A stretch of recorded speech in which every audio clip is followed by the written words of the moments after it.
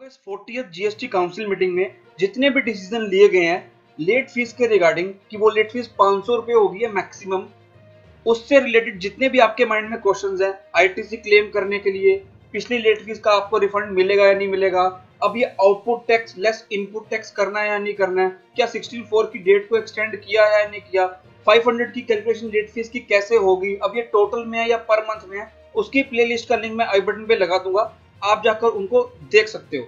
आज मैं बात करने वाला हूँ फॉर स्मॉल टैक्स पेयर कि अगर आप एक कंपोजिशन स्कीम में रजिस्टर्ड हो और जो आपको फॉर्म्स फाइल करने हैं CMP-02, IT-03, CMP-08, GSTR-4, इनकी ड्यू डेट्स क्या और लेट फीस क्या है। So let's start and discuss.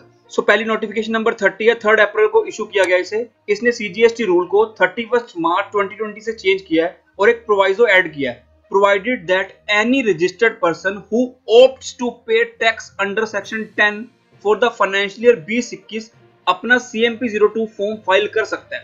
Because जो कंपोजिशन वाले हैं वो अंडर सेक्शन 10 में रजिस्ट्रेशन लेते हैं, उसके लिए उनको CMP-02 फाइल करना होता है।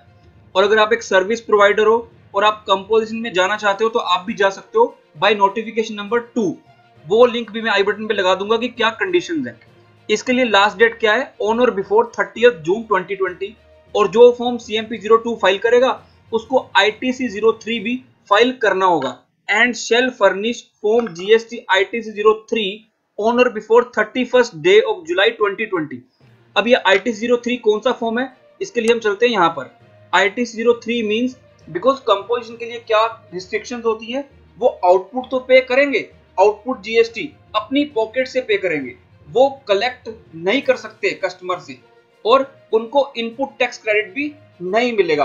इसीलिए जितना भी उनका स्टॉक पड़ा होता है गुड्स में या फिनिश्ड गुड्स में या सेमी फिनिश्ड गुड्स में, जितना इनपुट बनता है वो उनको पे करना पड़ता है। पे कैसे करना पड़ता है, अपने ITC को रिवर्स करना पड़ता है, उसके लिए फॉर्म फाइल करना होता है ITC-03। छोटा सा फॉर्म है, आपको एक बार पढ़ के बता देता हूँ। Declaration for intimation of ITC reversal public payment of tax, because अब आपको ITC मिलेगा नहीं, on inputs held in stock, inputs contained in semi finished goods and finished goods या कैपिटल गुड्स। ये छोटा सा फॉर्म है, इसमें आई गेस मुझे लगता नहीं कोई दिक्कत होगी, आप फॉर्म खुद भी फिल कर सकते हो। अब अगर आपने एक बार रजिस्ट्रेशन ले लिया है तो उसके बाद आपको 2 फॉर्म फाइल करने हैं, CMP-08 एंड GSTR-4। इसके लिए नोटिफिकेशन नंबर है 34, 3 अप्रैल को इशू हुई है। CMP-08 एक क्वार्टरली स्टेटमेंट है, इसको आप क्वार्टर खत्म होने के बाद 18 तारीख को फाइल करते हो।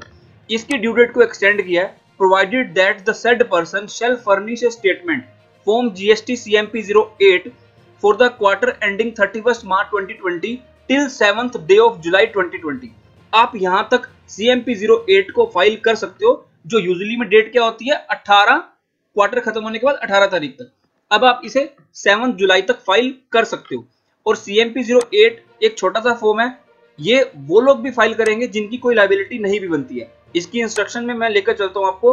नील statement shall be filed even if there is no tax liability due during the quarter. आपको ये फाइल करनी ही करनी है। अब मैं चलता हूं GSTR-4 के ऊपर। GSTR-4 एक आप एनुअली फाइल करते हो, मतलब फाइनेंशियल ईयर 1920 के लिए आपको एक एनुअल GSTR-4 फाइल करनी है और उसकी ड्यू डेट थी 30 अप्रैल 2020।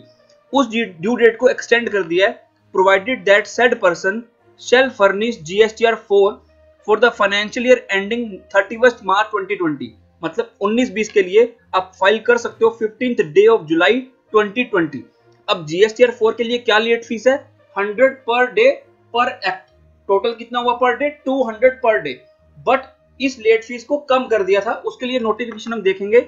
ये नोटिफिकेशन है 29 दिसंबर को इशू हुई थी और इसने बोला था hereby waives the amount of late fee payable under section 47 for failure to furnish form GSTR-4 by the due date। अगर नहीं करोगे तो आपको जो लेट फीस लगेगी वो हम वेव कर देते हैं in excess of an amount of 25 rupees. तो आप ज्यादा कंफ्यूज मत हो, सिंपल सी बात है। अगर आपकी GSTR-4 अदर देन नील रिटर्न है तो उस केस में आपको लेट फीस लगेगी 25 पर डे पर एक्ट, मतलब 50 पर डे। और अगर आपकी कोई नील GSTR-4 है उस केस में आपको लेट फीस लगेगी 20 पर डे। ये आपको एक बार दिखा देता हूं। Provided that where the total amount payable is nil, late fee payable under section 47 shall stand waived to the extent which is in excess of an amount of 10 rupees। मतलब ये कह रहे हैं कि जो 10 रुपए से ज्यादा होगी वो हम वेव करते हैं। मतलब 10 रुपए पर डे पर एक्ट तो लगेगी। पर एक्ट कैसे है, ये नोटिफिकेशन सीजीएसटी में आई है, तो ये 10 रुपए सीजीएसटी के लिए, 10 रुपए एसजीएसटी के लिए, तो टोटल कितना हुआ 20 पर डे। तो अगर आपकी नील जीएसटीआर 4 है तो आपको लेट फीस कितनी लगेगी 20 पर डे। और 40th जीएसटी काउंसिल मीटिंग में कंपल्शन वालों के लिए कोई भी लेट फीस को वेव नहीं किया गया जीएसटीआर 4 के लिए। और अगर मैं बात करता हूँ जीएसटीआर 1 के लिए, 40th जीएसटी काउंसिल मीटिंग में वर्ड लिखा है जीएसटीआर 3B की लेट फीस को हम नील करते हैं या 500 करते हैं, वहां पर बट जीएसटीआर 1 भी नहीं है। तो क्या जीएसटीआर 1 के लिए लेट फीस लगेगी? बट गाइस जहां तक मुझे गवर्नमेंट की इंटेंशन समझ में आती है तो उनका पर्पस जीएसटीआर 1 भी इंक्लूड होना चाहिए, बिकॉज जो लेट फीस का टेबल है वो 3B का टेबल है। 3B का जो लेट फीस का टेबल है वहीं पर कैप्चर हो रही है। तो जीएसटीआर 1 को भी लेट फीस को गवर्नमेंट को क्लैरिफाई करना पड़ेगा कि ये वेव होगी या नहीं होगी, और वो सब बात क्लियर होगी जब आपका सर्कुलर आएगा और नोटिफिकेशन आएगी। उसके लिए आपको वीडियो को लाइक करना, चैनल को सब्सक्राइब करना। Till then thank you and have a nice day.